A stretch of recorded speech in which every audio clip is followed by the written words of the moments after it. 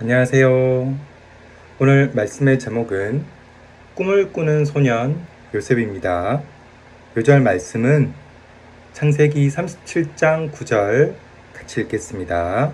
시작. 요셉이 다시 꿈을 꾸고 그의 형들에게 말하여 이르되 내가 꿈을 꾼즉 해와 달과 연한 별이 내게 절하더이다 하니라. 오늘은 이제 말씀의 중심이 요셉으로 이어집니다. 요셉하면 뭐가 떠오르나요? 애굽의 총리? 요셉은 바로 꿈과 비전의 상징이 되었습니다. 여러 고난 가운데 하나님께서는 어떻게 요셉을 귀하게 쓰시는지 살펴보도록 하겠습니다. 그리고 이 말씀을 통해 우리 EBF 어린이 여러분들도 항상 하나님의 비전을 꿈꾸는 자 되기를 기도합니다. 37장을 보십시오. 여기서부터 야곱의 족보에 대한 이야기가 나옵니다. 2절 야곱의 족보는 이러하니라. 이 말씀은 이제부터 말씀이 야곱의 아들들에 관한 부분으로 이어진다는 걸 알려줍니다. 특히 요셉의 이야기를 중심으로 다루고 있는데 그는 17살 소년으로 형들과 함께 양을 치고 있었습니다. 이미 아시겠지만 야곱은 많은 아들을 두었습니다. 12아들을 두었고 이것이 나중에 이스라엘 12지파의 출발점이 됩니다. 야곱은 이 중 11번째로 자신 밑에는 베냐민밖에 동생이 없는 집안에서는 보잘것없는 연약한 자였습니다. 3절을 보십시오. 다 같이 3절을 읽겠습니다. 시작. 요셉은 노년에 얻은 아들이므로 이스라엘이 여러 아들들보다 그를 더 사랑함으로 그를 위해 채색 옷을 지었더니. 요셉은 야곱이 늙음하게 사랑하는 아내 라헬에게서 얻은 귀한 아들이었습니다. 그래서 특별히 요셉을 사랑하여 그에게 채색 옷을 입혔습니다. 채색 옷은 보통 옷 위에 걸쳐 입는 긴 옷으로 멀리서도 눈에 띄는 남들과 달라 보이는 옷이었습니다. 요셉의 형들은 이런 야곱의 편애로 인해 채색 옷을 입고 있는 요셉을 볼 때마다 시기와 질투심이 가득했습니다. 이렇게 형들 가운데서 불편한 심정 가운데 살아가는 요셉을 하나님께서는 어떻게 인도하십니까? 첫째, 요셉에게 지도자가 되는 꿈을 주셨습니다. 6절, 7절입니다. 이 말씀도 같이 읽겠습니다. 시작. 요셉이 그들에게 이르되 청하건대 내가 꾼 꿈을 들으시오. 우리가 밭에서 곡식단을 묶더니 내 단은 일어서고 당신들의 단은 내 단을 둘러서서 절하더이다. 그러자 8절에서 형들이 화가 나서 내가 참으로 우리의 왕이 되겠느냐? 참으로 우리를 다스리게 되겠느냐 하며 그 꿈과 그 말을 인해 더욱더 미워하게 되었습니다. 형들의 꾸지람을 듣고 요셉은 단순히 개꿈이 아닌가 생각할 수 있었습니다. 그런데 요셉은 같은 내용의 꿈을 또 꾸었습니다. 9절을 보십시오.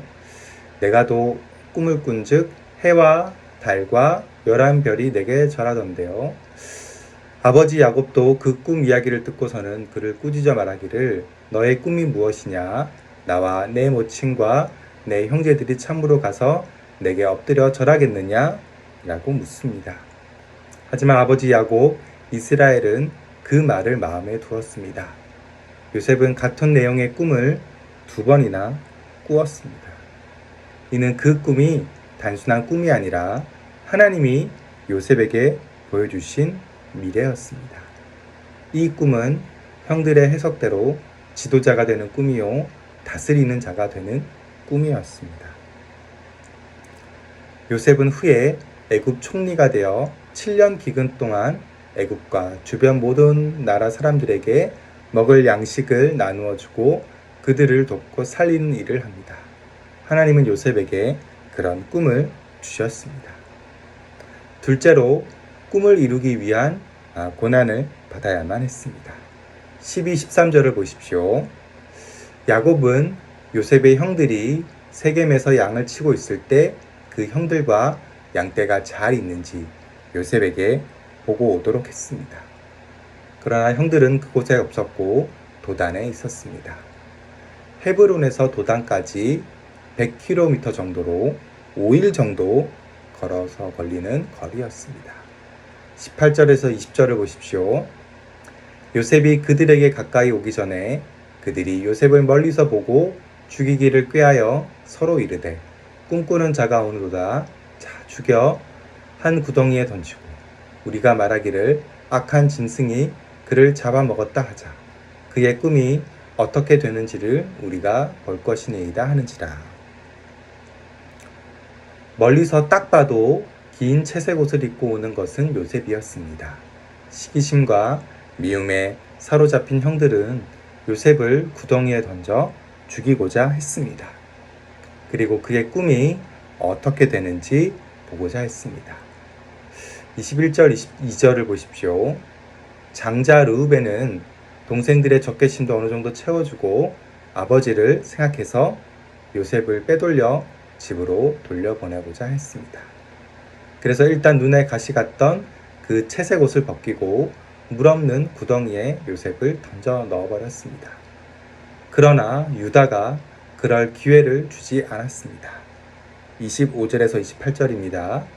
유다는 형제들을 선동하여 동생에게 손을 대지 말고 상인들에게 팔아버리자고 했습니다. 결국 요셉은 형들의 손에 의해 노예 하나에 해당하는 은 20개에 팔리고 말았습니다. 29절 30절을 보십시오. 르우벤은 요셉이 없는 것을 보고 절망하여 비통에 빠졌습니다. 아이가 없도다. 나는 어디로 갈까? 그러나 르우벤의 슬픔은 아버지 야곱의 슬픔과는 비교할 수 없었습니다. 형들은 요셉의 옷에 숫 염소의 피를 적시고 아버지의 아들의 옷인가 보소서 하였습니다. 그것은 누가 봐도 야곱이 요셉에게 준 채색 옷이었습니다. 거기에 붉게 물든 피를 보았을 때 야곱은 비통함으로 가슴이 찢어지는 고통을 느꼈을 것입니다. 내 아들의 옷이라. 악한 짐승이 그를 잡아먹었도다. 요셉이 분명히 찢겼도다 하고 자기의 옷을 찢고 굵은 배로 허리를 묶고 오래도록 그의 아들을 위하여 애통하니. 야곱은 자신이 심부름을 보냈는데 그것 때문에 아들이 죽었다는 죄책감으로 가슴이 미어졌습니다. 36절을 보십시오. 그 미디안 사람들은 그를 애굽에서 바로의 신의대장 보디발에게 팔았더라. 요셉이 애굽 사람의 노예로 팔렸다는 것은 무엇을 의미합니까? 그것은 채색 옷만 입고는 지도자가 될 수 없다는 것을 알려줍니다. 지도자가 되기 위해서는 그만한 대가를 치루어야 합니다. 하나님의 훈련도 받아야 합니다. 하나님은 그를 사랑받는 아들에서 하루아침에 노예요, 종으로 떨어지게 함으로써 사람들을 섬기고 감당하는 자로 만드는 과정을 겪게 되면 하겠습니다. 이를 통해 형들의 죄를 감당하고 변화시키는 목자 훈련을 시키신 것입니다. 긴 창세기 37장 말씀을 이렇게 쭉 살펴보았습니다. 우리가 요셉을 통해서 배울 수 있는 것은 무엇일까요? 그것은 꿈과 희망 가운데 훈련이 있었다는 점입니다. 아무리 훌륭한 계획이라 하더라도 그것을 감당할 수 있는 준비된 자만이 쟁취할 수 있습니다. 우리 어린이 여러분 나중에 커서 다 훌륭한 사람으로 쓰임받고 싶죠. 하지만 가만히 있는다고 해서 그것이 내 손으로 바로 오지는 않습니다. 훌륭한 결과에는 훌륭한 노력과 땀과 노력이 계속해서 있어야 됩니다.